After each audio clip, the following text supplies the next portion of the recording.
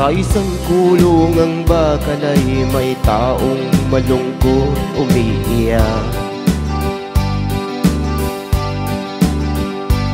Ang tanong niya sa sarili ay kailan magigis na ng liwanag.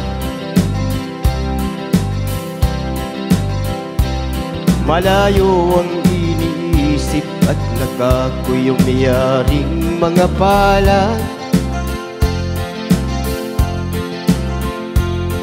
Bakit daw siya nagdurusa sa kasalanang di niya ginawa?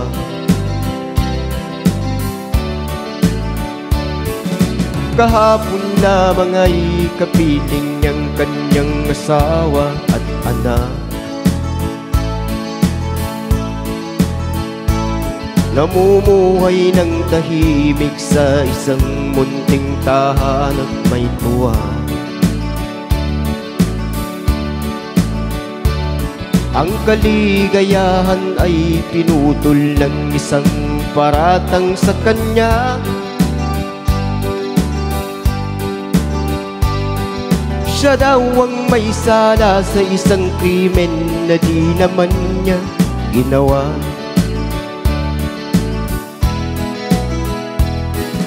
Wala na bang katarungan ang isang nilalang na katulad niya?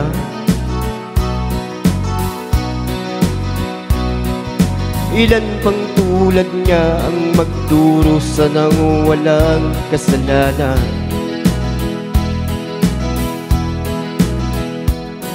Di ba't ang batas natin pantay-pantay, walang mahirap mayaman?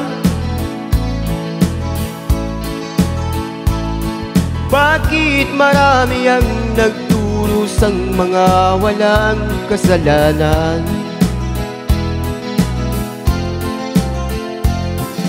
Mga ilang araw na lamang haharapin na niya ang bitayan.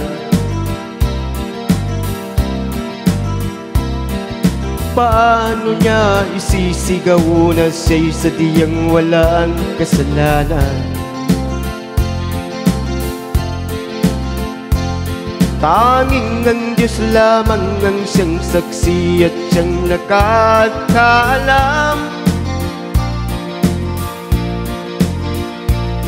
Diyos na rin ang siyang bahalang maningil kung sinong may kasalanan. Dumating ng araw, haharapin na niyang kanyang kamatayan.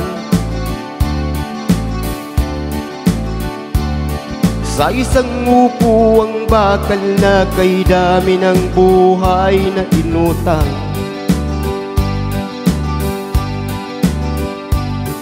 O ang batas ng tao kung minsan ay di mo maintindihan.